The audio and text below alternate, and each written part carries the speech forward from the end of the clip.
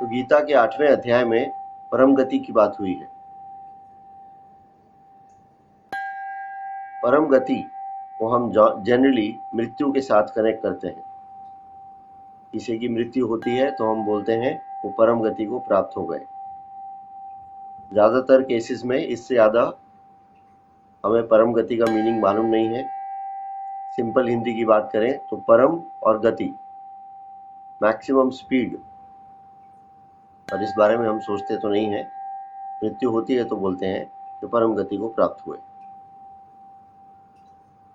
गीता में परम गति को मृत्यु के साथ इतना स्ट्रांगली अटैच नहीं किया है। इसके अलग अलग मीनिंग है। अगेन बात वही है कि गीता है, सबके अपने अपने इंटरप्रिटेशंस हैं। और गीता में ऐसा लिखा है, भगवान कृष्ण ने बोला है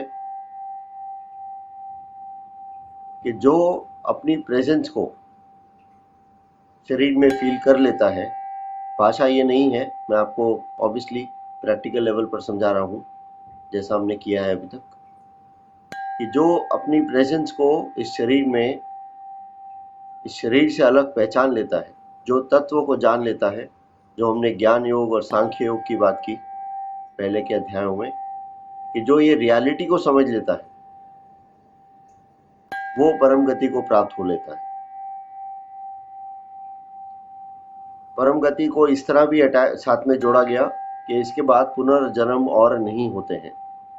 मेरा ऐसा मानना है ये सत्य ही होगा, पर हमारे लिए पुनर्जन्म होना या ना होना समझ पाना पॉसिबल नहीं है, एटलीस्ट अभी की स्टेट ऑफ माइंड में। तो उस चक्कर में क्या होगा, मन कुछ कहानियां बना लेगा, गोल बना लेगा और फिर से हमें घुमाना शुरू कर देगा। मेरा ऐसा मानना है कभी हमारी आत्मा यानी हमारे प्रोसेस में, फ्लो में समाधि के वो लेवल आए या अवेयरनेस के वो लेवल आए जहां हम इन चीज़ों को समझ पाएंगे अपने एक्सपीरियंस से, तब अपने आप इन चीज़ों को ध्यान देना शुरू कर देंगे। अभी इनसे दूर रहें। कोई भी ऐसी चीज़ जो हमें समझ नहीं आएगी लेकिन हम उसको गोल बनाने की कोशिश करेंगे एट एनी लेवल, मन उसकी कहानियाँ बनाकर आपको घुमाना शुरू कर देगा। तो कृपया इससे दूर रहें। परम गति का मीनिंग अहम ब्रह्मास्मि के साथ जो हमने बात किया, मोक्ष की जो हमने बात की, वही है कि जब पानी की बूंद ये समझ जाती है कि वो पानी नहीं है, वो समंदर है, वो एक छोटा सा बूंद नहीं है, वो एक संपूर्ण समुद्र है। जैसे हमने अभी बात किया, छोटे से लेवल पर एक्सपीरियंस किया कि मैं इस शरीर तक सीमित नहीं हूँ, मैं अपनी प्रेजेंस को इस पूरे रूम में फील कर सकता हूँ। इस छोटे से एक्सपेरिमेंट को और बढ़ाते रहें। कभी भी दिन में आप शांति से बैठे हों तब देखें, आंख बंद कर लें, शरीर को हिलाएं नहीं, शरीर में आप प्रेजेंस हैं, जीवन है। इसको फीलिंग का स्टार्ट करते करते अपने आप को सब जगह महसूस करें। शुरू में इमेजिनेशन ही होगा, रियल नहीं होगा, पर धीरे धीरे इस एहसास को आप इसलिए फील कर पाएंगे क्योंकि सत्य तो यही है कि आप समंदर हैं। ये मन ऐसा बताएगा कि मुझे समझ में आ गया, बात सही है, अच्छा लग रहा है ये बात, पर ये उससे कोई फर्क नहीं पड़ेगा। बाद में यही मन आपको इधर उधर ले जाएगा। इसको एक्सपीरियंस करने के लिए मन ही की हेल्प लेनी पड़ेगी। ये एक विडंबना है कि मोक्ष का द्वार मन के थ्रू ही खुलेगा, मन को इग्नोर करने से, लेकिन खुलेगा तो भी मन से, क्योंकि और तो हम कहाँ से इन चीज़ों का विचार करेंगे। तो मन का अपना जगह है, वो बिल्कुल सही है, पर हमको उसको इग्नोर करते करते आगे जाना है। पर अपनी प्रेजेंस को जितना ज़्यादा फील कर सकें उतना ज़्यादा मैं कनेक्टेड फील कर पाऊँगा अपनी प्रेजेंस के साथ और समुद्र होने के साथ। ये चीज़ पहली बार समझ में आए मुश्किल है, पर हमें तो काफ़ी समय हो गया है। एटलीस्ट आप इन चीज़ों को कंसेप्चुअली समझ पाएंगे और बाकी तो करने से ही होगा, अदरवाइज नहीं होगा। तो परम गति की बात हुई है, थोड़ा पहले भी थोड़ी सी बात हुई 7वें अध्याय में भी, पर वो एक पासिंग रेफरेंस था।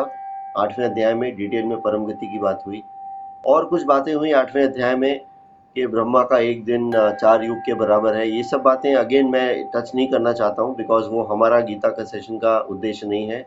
हम गीता का प्रवचन नहीं कर रहे हैं, हम गीता को समझने का अपने प्रेजेंट, अपने रियल लाइफ में उसके एप्लीकेशन के लिए ये सेशन कर रहे हैं, तो उसमें इन सब चीज़ों की आवश्यकता नहीं है। एक बात और हुई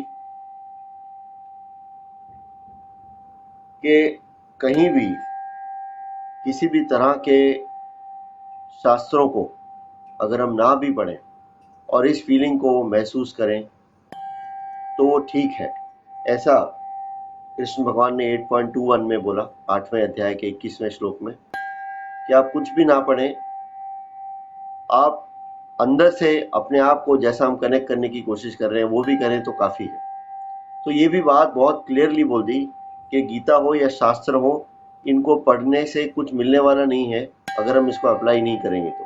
हम सोचें कि हमने भगवान के दरबार में 2-4 अच्छे काम करके अच्छे पॉइंट्स स्कोर कर लिए हैं गीता पढ़ के, आज मैंने गीता पढ़ी, आज भगवान मुझसे खुश होंगे, ऐसा कुछ भी नहीं है। डायरेक्टली ये चीज़ क्लियरली बोली गई है कि जो आप हैं, जो आत्मा है, यानी जो आप हैं, जो आपकी प्रेजेंस है, वो निर्गुण है, उसमें कोई गुण नहीं।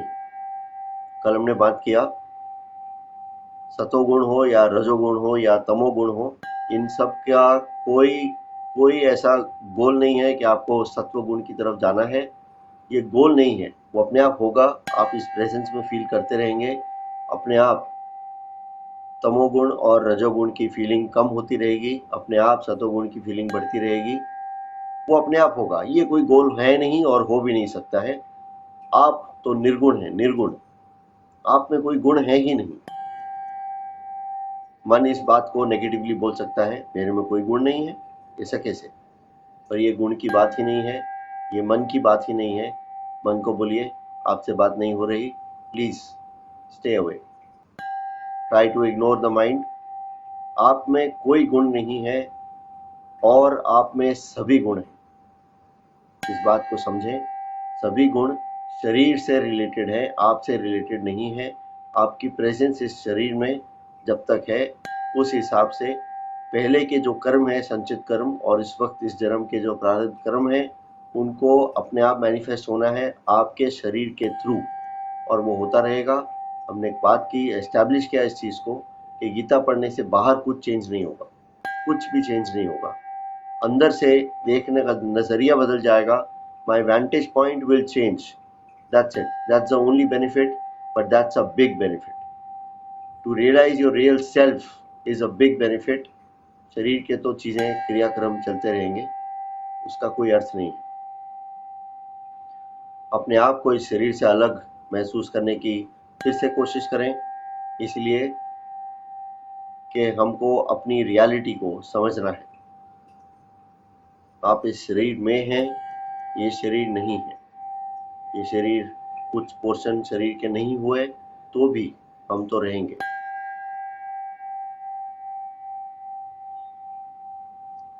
साइंटिस्ट इस लेवल पर काम करना शुरू कर दिए हैं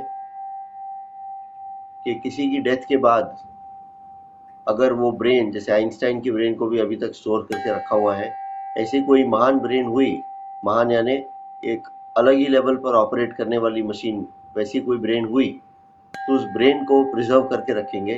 शरीर तो डिस्पोज ऑफ हो जाएगा, उस ब्रेन को इलेक्ट्रॉन्स के साथ जोड़कर जीवित रखेंगे।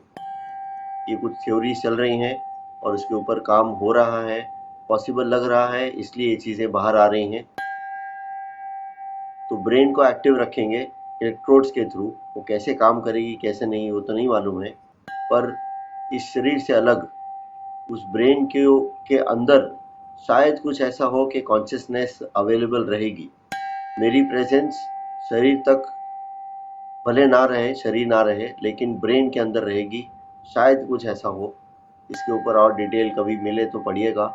ये भी कहीं कुछ चीज़ें हमको हमारी रियलिटी के साथ कनेक्ट करने का एक बहुत अच्छा एग्जाम्पल है। तो कल और परसों हमने क्या बात किया, भाई एक पेन और पेपर ले लो और ये देखो कौन सी चीज़ आप अपने आप कर रहे हो। क्योंकि निष्काम कर्म में और आगे 14वें अध्याय में तो अच्छे से डिटेल में आएगा, और भी जगह ये सब हमने बात किया कि भगवान ने क्लियरली बोला है कि भैया तुम कर्ता नहीं हो, तुम कर्ता भाव छोड़ दो। सबसे पहले तो तुम कर्ता भाव छोड़ो। वो मतलब तुम जैसे बोल रहे ना, तुम गाड़ी तुम ये ड्राइविंग व्हील का छोड़ दो, तुम वहां बैठो, मेरे को यहाँ आने दो। अगर आगे बढ़ना है तो ड्राइव मैं करूंगा, तुम मत करो। तुम्हें कुछ पता ही नहीं आगे से क्या आ रहा है, क्या हो सकता है, गाड़ी का क्या सीन है, सड़क कैसी है, रास्ता कहाँ है। तुम बस जबरदस्ती चला के सोच रहे हो कि गाड़ी मैं चला रहा हूँ। वैसे भी ये ड्राइविंग लाइसेंस वाली गाड़ी है, तुम्हारे हाथ में स्टीयरिंग है, वो काम नहीं कर रहा है, जो मेरे हाथ में वो काम कर रहा है। पर तुम इस इल्यूजन से निकलो, सबसे पहले इस इल्यूजन से निकलो कि तुम करता हो। अब जब तक हम इस चीज को समझेंगे नहीं, मानेंगे नहीं, खाली बिकॉज गीता में लिखा है इसलिए मान लिया, ओके पता नहीं, चलो ठीक है, ना तो बोलना सिखाया नहीं है हमको धर्म ने, तो चला लेते हैं, तो फिर काम नहीं आएगा। तो आपको ये चीज को समझना पड़ेगा। अब उस चीज को समझे कैसे, मैं वो ड्राइविंग व्हील छोड़ कैसे दूं? तो ऐसे छोड़ूं कि मैं समझूं कि मैं शरीर नहीं हूं। आप ये समझें कि आप शरीर नहीं, और इसके लिए बेस्ट एग्जाम्पल तो यही है कि हमारा शरीर बदल रहा है, हर 3 साल में रिन्यू हो रहा है। हर चीज जो है, पूरा का पूरा बॉडी, जो मैं भोजन कर रहा हूँ वो शरीर बन रहा है। ये बॉडी मैं ऐसा ही लेके नहीं आया था, इतना सा शरीर इतना बड़ा हो गया, आगे और चेंजेस आएंगे बॉडी में। ये सब कुछ तो क्लियर है, सब तो सामने दिया हुआ है, इसके लिए तो साइंस पढ़ने की भी जरूरत नहीं है। जबकि साइंस में तो क्लियरली दिया ही है कि ये शरीर तो मिट्टी का बना है।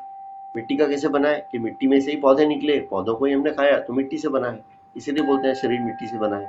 तो ये सब चीजें तो वैसे भी रेलिवेंट नहीं है, बिकॉज ये रियल नहीं। तो फिर बचा क्या? मैं कौन? मेरा नाम नहीं है, मेरा आकार नहीं है, मुझे शस्त्र काट नहीं सकते, मुझे आग जला नहीं सकती, मुझे पानी डुबो नहीं सकता। ये सब क्या मतलब कि भाई शरीर कट गया अगर थोड़ा, तो भी मैं तो वही हूँ। जल गया अगर, तो भी मैं वही हूँ। पानी में डूब रहा है तो भी मैं वही हूँ। कुछ भी है, मैं तो वही हूँ ना। शरीर को कुछ भी हो, मैं तो वही हूँ। क्या हम इसको एक्सपीरियंशियल लेवल पर उतार पाएंगे? ये सोचना जरूरी है। बिकॉज मेरा तो गोल क्लियर है, एब्सोल्युटली क्लियर है कि जितने भी दिन हम और गीता को करेंगे कवर, और मेरी इच्छा है कि दशहरा संडे को है, नवरात्रि के लास्ट दिन तक हम गीता को संपन्न करने की कोशिश करेंगे। तो जब तक ये चल रहा है तब तक ये मेरा एक गोल है कि एटलीस्ट आपके अंदर एक, देखिए कोशिश मैं नहीं कर रहा हूँ, कोशिश करने वाला मैं नहीं हूँ, मैं आपके जीवन को चेंज करने वाला भी मेरा कोई अधिकार भी नहीं है, कुछ भी नहीं है। पर यहाँ बैठा मेरा कोशिश ये रहेगा कि एटलीस्ट एक चिराग जला दूं इस चीज का कि मैं शरीर नहीं हूँ। अगर वो भी कर दिया तो ये मेरा सेशन का गोल जो है वो पूरा हो जाएगा। उसके बाद तो आपकी जर्नी है, आपको ही करना है। तो इस चीज को थोड़ा सा स्ट्रेस देना जरूरी था आज, ताकि आगे के जो दिन है वो इसी तरह प्रवचन में ना चलते रहें। आई एम एब्सोल्युटली एक्सपेक्टिंग कि आप इम्प्लीमेंटेशन करने की कोशिश कर ही रहे हैं। आपने वो एक्सरसाइज भी करी होगी, कल भी और परसों भी, और आज भी करेंगे।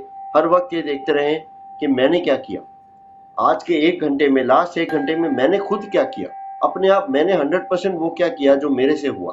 पूरे दिन में ऐसा क्या हुआ जो मैंने किया। मैं कौन हूँ? अपने आप को, सीसीटीवी मेडिटेशन की हमने बात की, और अपने शरीर में अपने आप की प्रेजेंस को नोटिस करें। इन सब चीजों को करते रहें प्लीज। वेद व्यास ने डायरेक्टली ये चीज समझा दी है कि भैया ये सब प्रवचन किसी काम के नहीं है, इसलिए आज थोड़ा स्ट्रेस दे रहा हूँ।